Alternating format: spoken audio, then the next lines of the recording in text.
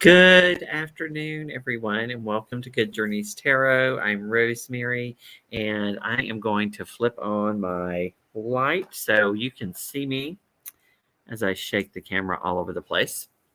There we go. So what do you think of my countdown? I decided I had to personalize it so it didn't look like tarot stashes, right? I don't like being a copycat.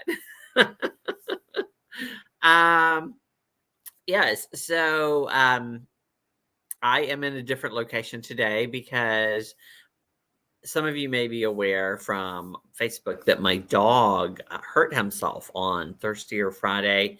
And so I have been trying to keep him resting. He likes to follow me around everywhere, and I find that the more he rests, the more he makes use of his leg. And so he's actually doing better. He's putting weight on it and he's eating, so that's great. Usually if he's in a lot of pain or if he's not feeling well, he won't eat for several days, but he's back to eating, so he must be on the mend. So Wednesday, I shared about my trip to StarCon and all of the goodies I brought back. But I do have two things that came in this week to show you before we get into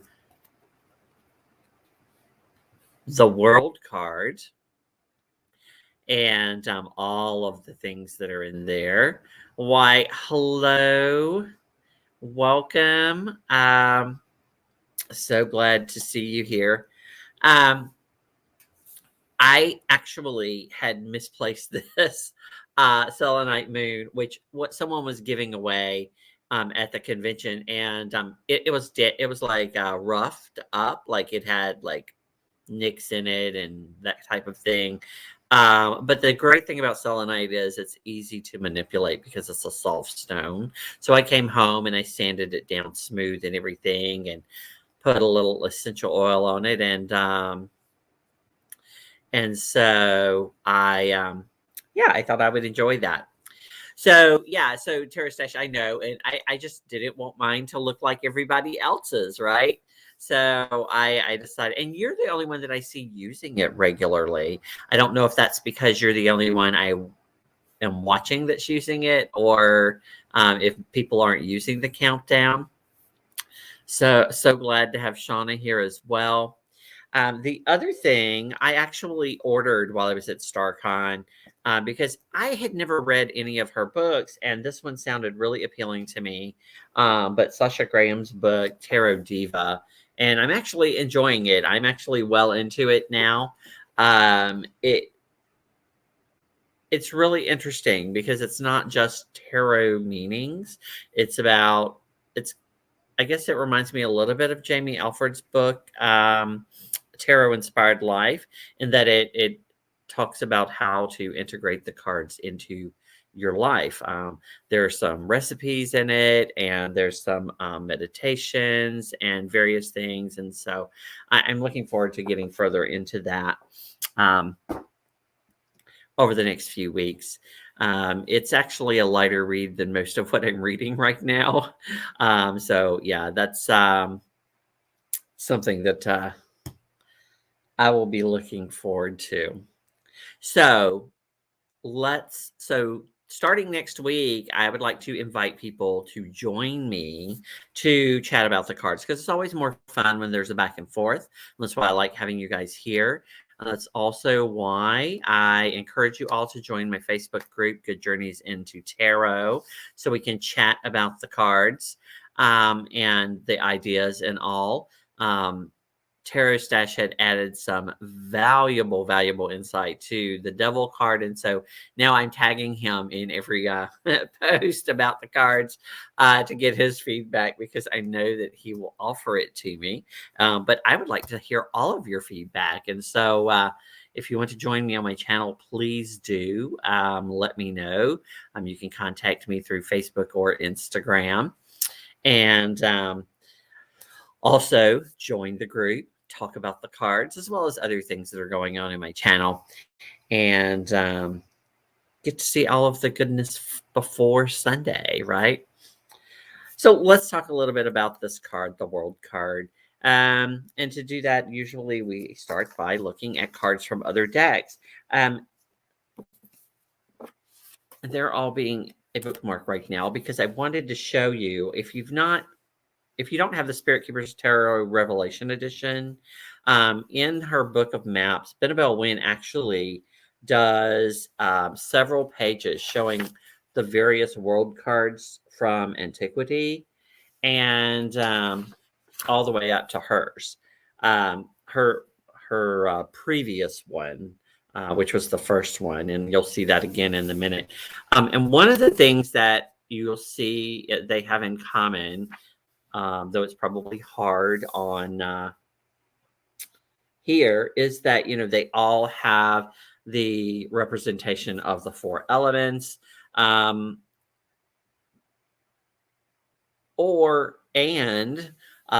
the earth in some of them. And so that's continued into modern decks. And sometimes instead of the figures, we now see the astrological glyphs for those symbols: Aquarius, Scorpio, Leo, and Taurus. But the idea there being the uniting of the four elements along with spirit, they're represented by the person.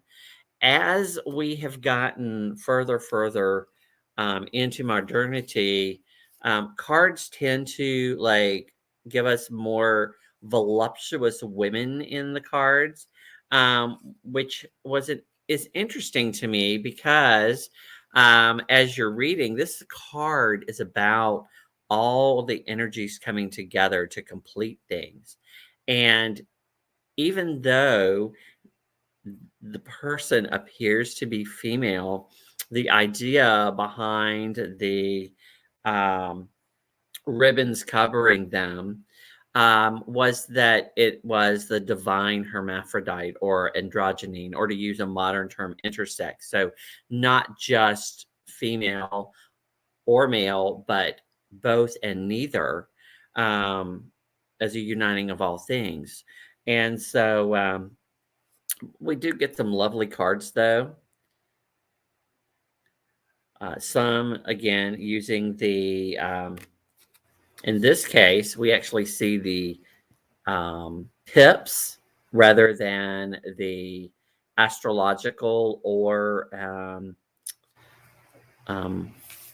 other representations. The representations here we'll talk about in detail later, but they can represent either the evangelist from the Christian perspective. They can represent, again, those astrological signs, or they can even just represent the elements. And so that was a great debate, putting mine together. Here is a beautiful concept of bringing things together that's completely different, the world tree. And we see that in a lot of decks in modern times, not so much in the past. We get images combining the earth with other things that are important to specific religious traditions to bring everything together. This is one of my favorite world cards. This is the Joel Marv Tarot.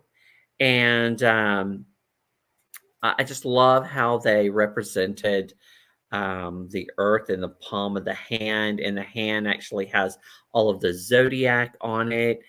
You'll see the sun and moon, and you'll also see those four figures from the traditional cards. This is probably the most unique approach that I've seen. This is the Pocket of Peers, and the Pocket of Peers is all about Jamie Sawyer's relationship with tarot and people that she's connected with through the tarot and that type of thing. And so she used the Celtic cross as the world, that reading about a little bit of everything, so to speak. And you'll actually see represented in the cards, if you look very closely, those figures that we traditionally see. You'll also see the pips and the aces there. It's a gorgeous card. Now, these two cards are my favorite cards, and it's coincidental that they are both black and white cards. The reason that they're my favorite is because I feel like they come closer to embracing that idea of the divine androgyny that I spoke about earlier. And so, first is the hearts and hands. And the hearts and hands, while the person appears to be female, gives a much more androgynous feeling than most cards. And so, something about this I just love. I like this the way the circles kind of help make it feel like there's boundaries, like that there's a goal or a place that we're heading to get to completion, right? That's something that we like to see in the world card. You also notice that elliptical shape around her, which we're going to talk about in a little bit. And then finally, my very favorite card of all time is the Spirit Keepers Tarot First Edition, which in it, she used several things to embrace that idea of the divine androgyny that's present in the cards.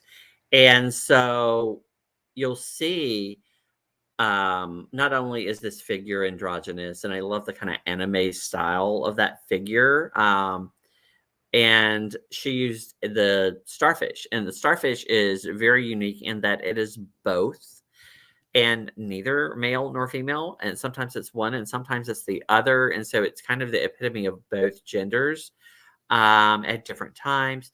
She has used, the laurel for victory here, and you'll see she used the 4 figures.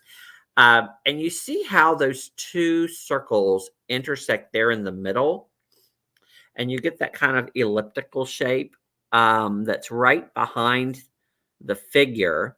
Okay, that's elliptical shape appears in many, many cards, and it represents the meeting of the mundane with the divine, right? So there is Malkut, and then the enlightenment we gain reaching Keter, and that's where they're meeting, right? They overlap that little bit.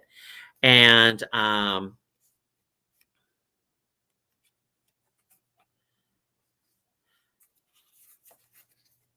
yeah, I do love the hearts and hands card. Interestingly, the circles have the elements represented in them. Okay. Yeah.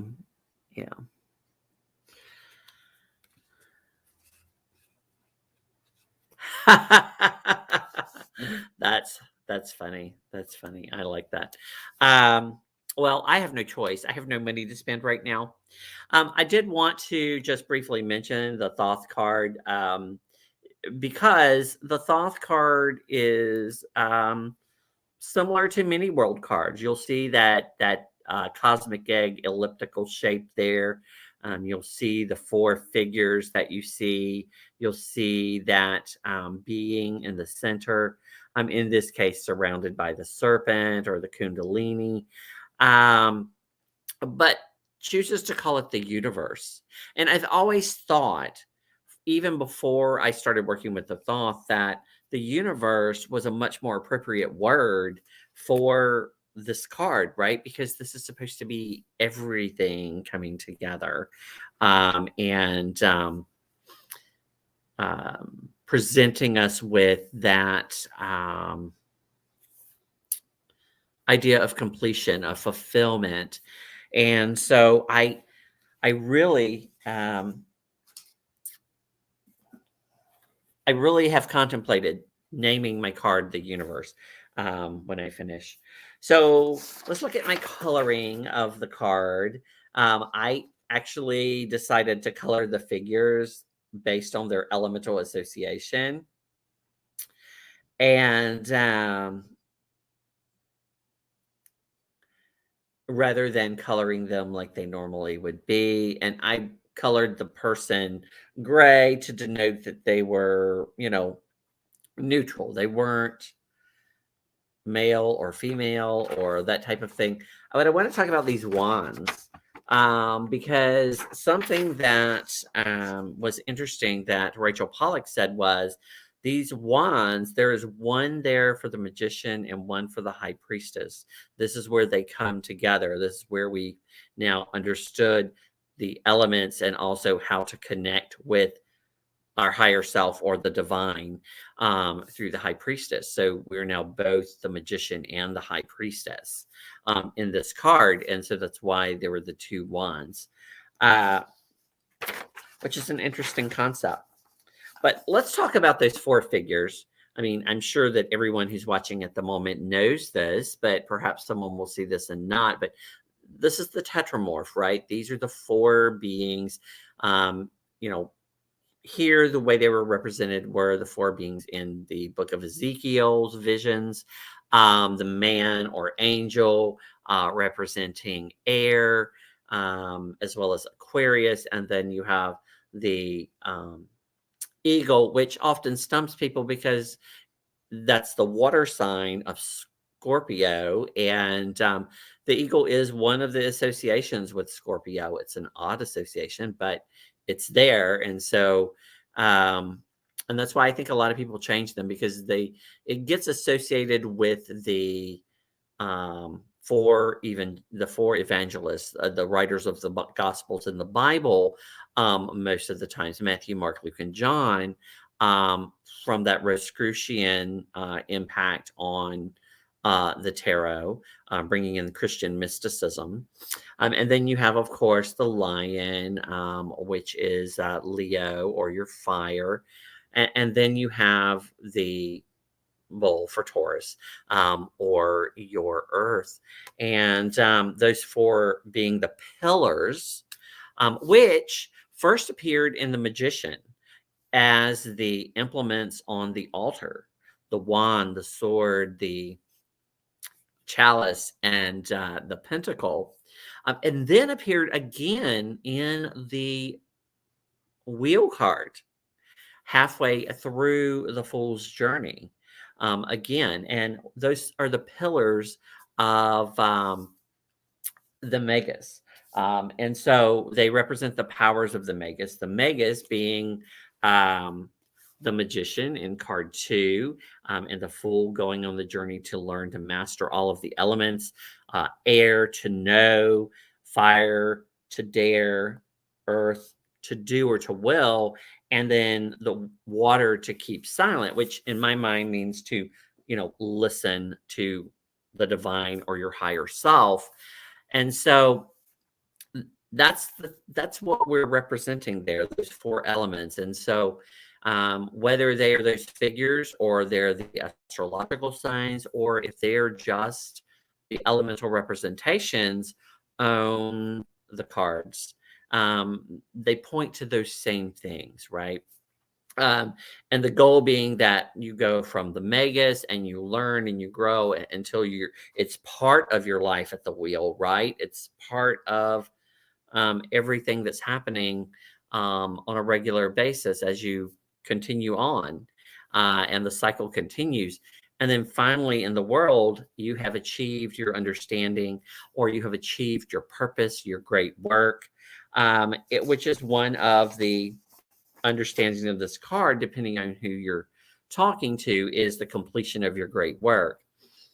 Interestingly, this card has come up for me every week for the last month, and several times while I was at StarCon. And I have some exciting news that I can't tell you about yet.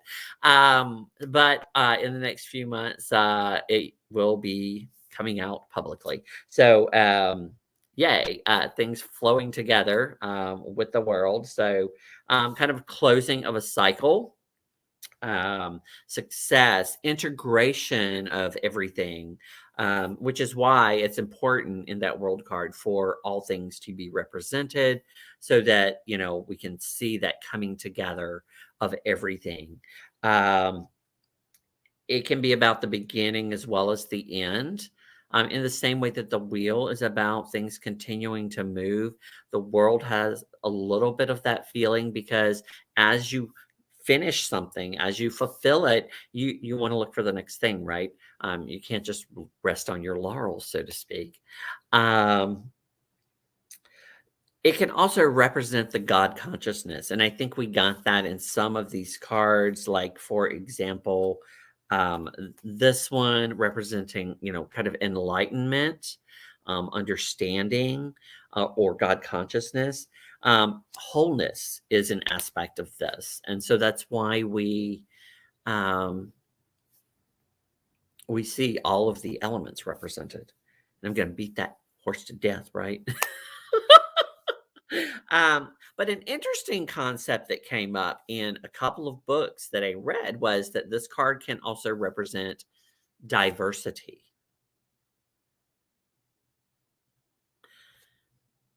Think about that, because everything is represented in it, right?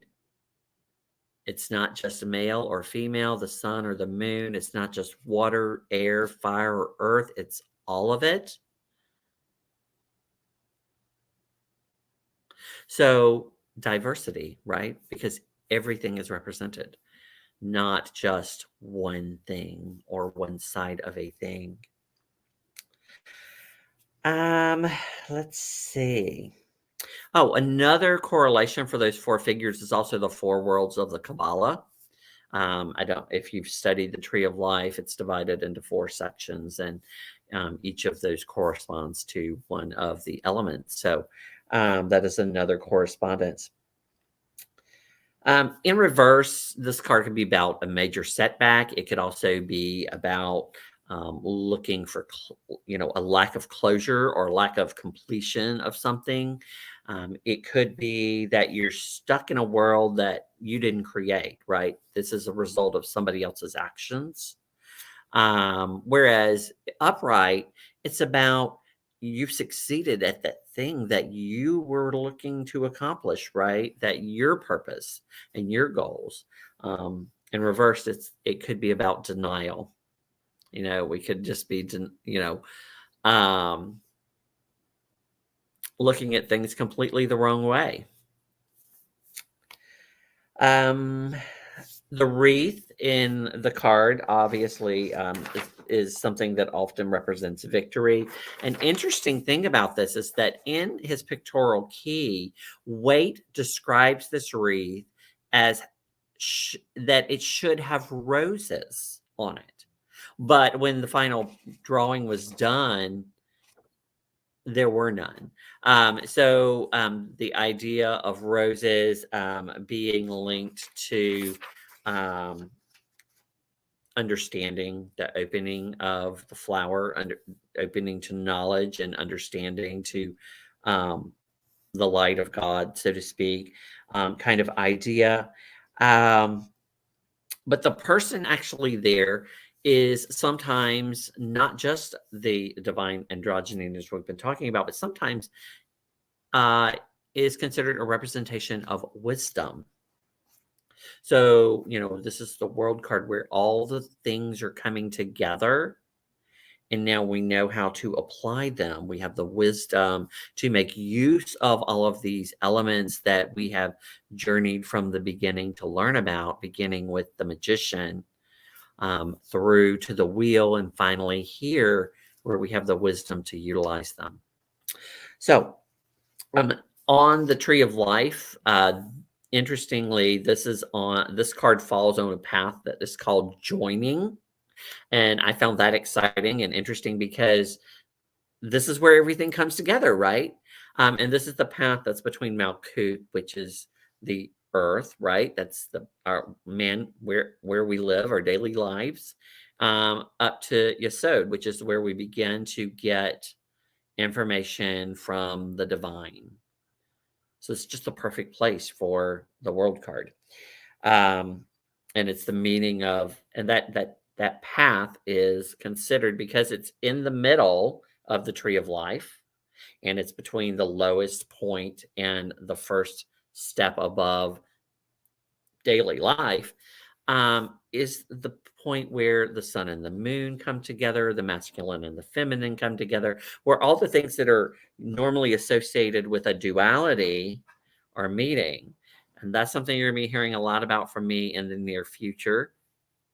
Can't give away the surprise yet, but it's about the idea that that tree of life actually has three pillars, and that middle pillar represents both and neither of the other two pieces of the duality that we claim tarot to be, at least throughout history. I'm leaning toward it's not a duality, and we will visit that for sure. So let's look at what I did with my card. I really didn't know where this was going to go at the beginning. Some of the major arcana, I've tried to stick with tradition, and because I feel like they're universal ideas. And so when I started, I was basing it off of this rose cross that I created when I first started studying tarot, before I knew rose crosses were a thing. And so when I do like a quick sketch of a card, like in my journals and whatnot, I always just draw a rose with the cross and the circle as the world card. And so I kind of wanted this to be a piece of that card, but I didn't feel right with it on it because it's going to be on the back of all of the cards. And so when I started, I thought I might use the astrological signs. And in this first iteration, I actually had switched fire and air, because what I did, rather than put them in the corners, was put them in the directional associations that I have for them. And so that's why they landed where they were. And I've been debating about switching air and fire in my own associations for a while now, because of some studies with the I Ching, and some debate in my mind about the archangels. And then I had the laurel for the victory, and there's our rose from the center, representing the opening of the spirit to the divine and to understanding, wisdom, that type of thing, represented by the dancing person. The person was all about movement in cards of antiquity, that this, we're not stationary, we're continuing to move and to go on even after we reach the stage of completion. I wasn't really comfortable with it, so I kept playing. I tried some gray backgrounds, and then I switched over to elemental symbols, because I really didn't want the astrological signs. And I thought about using the images, the traditional images that we see in a lot of decks, but I couldn't find good graphics for them. And so I decided to stick with elementals. And so for a little while, I thought this was going to be the card. And then I played with the background some more. And I played without the laurel because I wasn't sure if I really wanted it. And then Tarot Stash confirmed that, yes, we should probably have the laurel. I played around with the background, but I really wanted the orange because the orange is part of that image that I have in my brain for understanding of the universe. And so representing the divine or the higher consciousness, so to speak, the sun, as it were. I played, and then I played with white, didn't quite like that. Played with the color of the green because of, wasn't sure. This is the green I like, but I wasn't sure if it would work. And finally, I posted this. Well, no, not this. I posted this as what I thought was going to be the final version, but I went back and I added the laurel. And so this was what I posted Friday on Instagram. And then I began thinking about it some more. I had read something in a book that information about the sun and the moon, and I decided, first of all, that I wanted to flip air and fire back where they have traditionally been in my practice. And then I added the sun and the moon. Of course, when I did it, I forgot to flip these. So then I had to redo it again. And I also added the stars. So the sun, the moon, and the stars, kind of that celestial feeling of dancing in space, kind of enlightenment, fulfillment. And I think I am really happy with this. I might alter, what's in these circles as far as the symbols, but right now I think I'm happy with this. Um, so, air with ease, fire with self. Yeah. Yeah. So, and that's traditionally the way I had done it, Tarot Stash. But as I was studying what happened?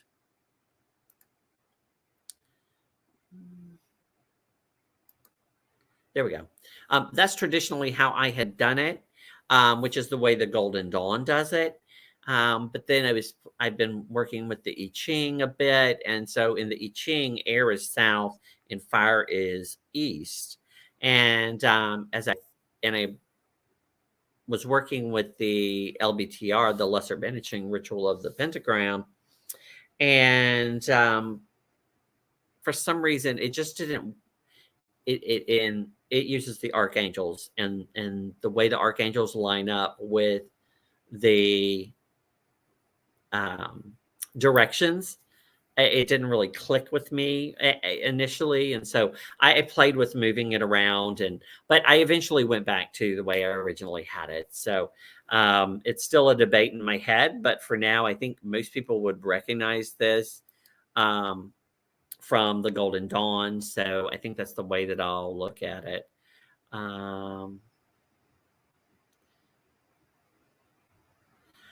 I don't know that I really care whether the astrology symbols are on there or the elements were more important to me to be represented.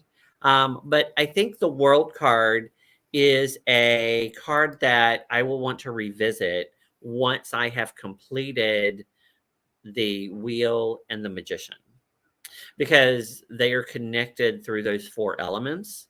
And depending on how the other two turn out or what I come up with when I'm studying them, I may decide to update the world. And so that's one of the things that's going to happen in, second quarter of next year is when I finished all of the cards, I'm going to go back through each one of them and compare them to cards they're related to and to the cards within their suit and that type of thing, and make sure that there is a connection, either artistically or concept wise between them. I already know I have to redo the first three cards I created because the art quality is not the same as my later cards. The more you do something, the more you learn. So, yeah, so I'm still debating about that, and we'll see what happens. Like, for example, I know that I want to revisit. Oh, sorry. Yeah. I want to revisit the Devil card after I've created the Lover's card. And then I kind of want to, I definitely have to revisit the first three that I did because they're a different quality. Yeah. And one of the things I've noticed is the last few weeks is I keep forgetting to write my guidebook entry. So I had to go back and do those for them because it's all on paper. I've shared it with you here, but I didn't actually put it down. And I don't want to get to the end and then have to write the entire guidebook, right? And I probably will add some other things to the guidebook from studies that I'm doing. So I think everything will finally come together in June or July of 2023 to be printed. Or at least send out to a few people to give me their thoughts, right? So yeah, that is the World card. And now we need to see what we will be discussing next week, me and my mystery guest. So they'll have a week if they want to look at the card and think about the card to do that. And while I'm studying it, and then we'll have a live in-person conversation about it.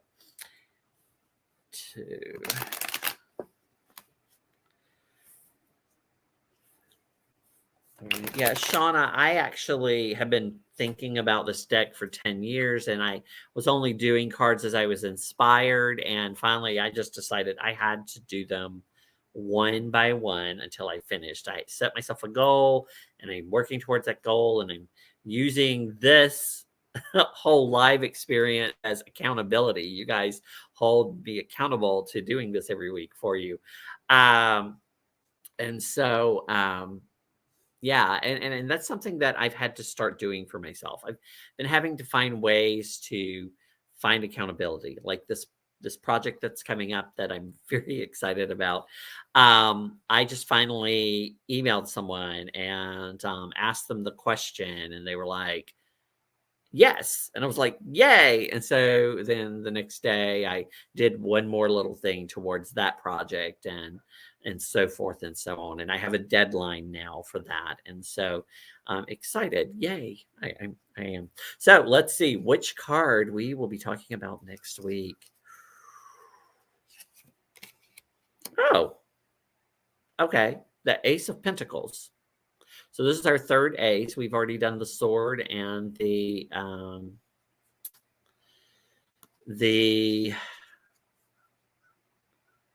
wand. So now that we have done our dominant cards, we're going to do, I guess, our more receptive cards. So I suspect the cup will come up shortly. I really have no thoughts about what I want to do with this. It's the aces are not something I really thought about before, but there are some cards that I have thought about, and so I actually have already created them, even though I haven't drawn them yet, because they just were on my brain, right? They were burning in my mind. But maybe I'll update them as we get closer to. So yeah, so we'll be talking about the Ace of Pentacles next week. So I will be studying it hard and working on what I might create for it. And I look forward to people popping in and giving me their insights and their thoughts in the chat, as well as my special guest next week here on 78 Cards in 78 Weeks. So until then, everyone, good journeys and have a great week.